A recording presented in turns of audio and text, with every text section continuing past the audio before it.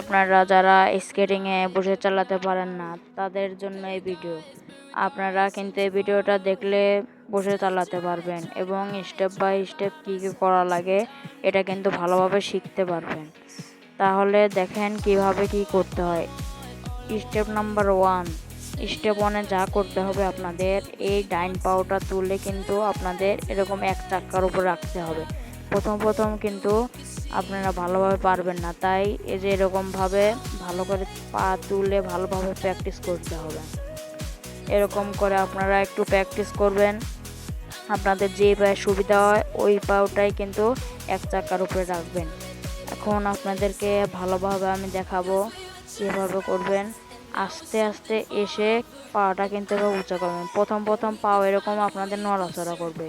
প্রথম ভালোভাবে পারবেন না। যখন দেখবেন আপনাদের পা স্টেবল আছে, মানে এক জায়গায় থাকে, তখন আপনারা কিন্তু আস্তে আস্তে এসে আস্তে করে এই চাক্কার উপরে বসে পড়বেন।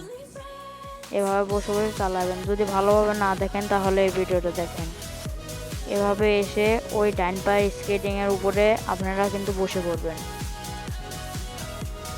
এটা কিন্তু খুব সহজ স্টেপ। এগুলো শেখার পরে আপনারা যখন অনেক প্র্যাকটিস করবেন তখন এই যে এইভাবে কিন্তু আপনারা জোরে চালায় এসে বসে চালাতে পারবেন।